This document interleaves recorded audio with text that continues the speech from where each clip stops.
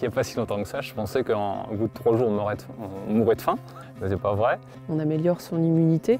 On se persuade que c'est pas pour nous, qu'on n'est pas prêt. Jeûner, c'est pas dangereux pour votre santé, bien au contraire.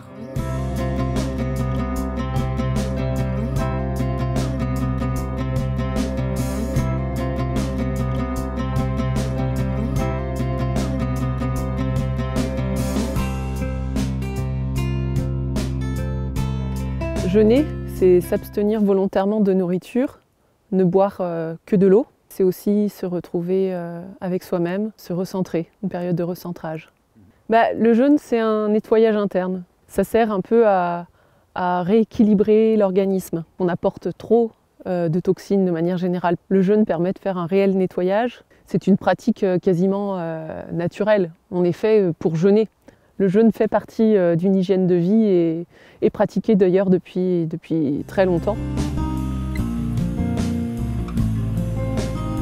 En jeûnant, on améliore son état de santé, on améliore son immunité. Très vite, dans les premiers temps du jeûne, le foie notamment et tout le système digestif vont se régénérer. La peau, on le sent qu'elle est plus jeune à la fin du jeûne. Ensuite, quand on jeûne, on se rend compte aussi qu'on peut manger beaucoup moins que ce qu'on fait. On ne mange pas les bons aliments, on fait de mauvaises associations alimentaires et du coup on assimile mal.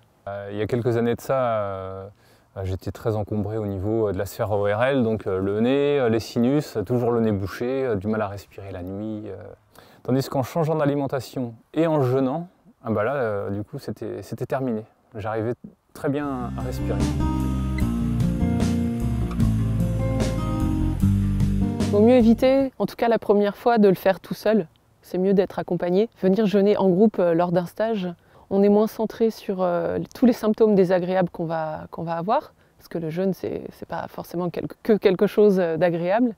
En jeûnant accompagné, on bénéficie aussi d'un accompagnement, un suivi individualisé pour la reprise alimentaire, et ça, c'est vraiment essentiel.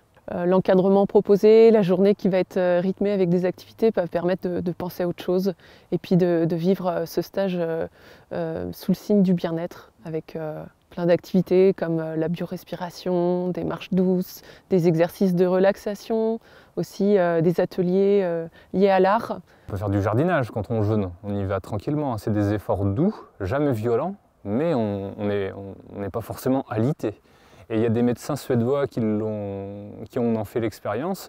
Ils ont fait 500 km pendant une dizaine de jours, une 50aine de kilomètres par jour. Ils étaient tout un groupe et voilà, ils ont jeûné pendant une dizaine de jours en marchant.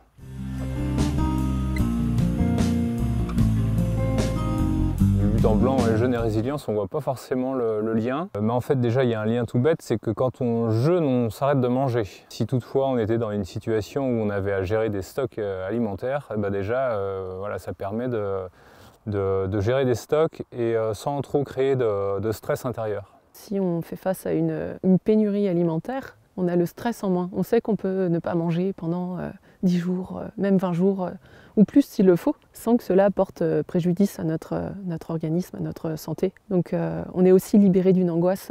On va pouvoir améliorer son état de santé en jeûnant, mais sans avoir recours à des médicaments ou à de la chirurgie. Donc là, on peut imaginer aussi dans des situations où on n'a pas forcément accès aux médicaments, où on n'a pas forcément accès à toute l'artillerie hospitalière qu'on peut avoir aujourd'hui. Si on n'a plus accès à ça, le jeûne, c'est très résilient parce que ça permet de se maintenir en état de très bonne santé. Alors, en tout cas, moi, le fait de savoir que j'ai le jeûne dans ma boîte à outils, moi, ça me rend beaucoup plus serein, quoi.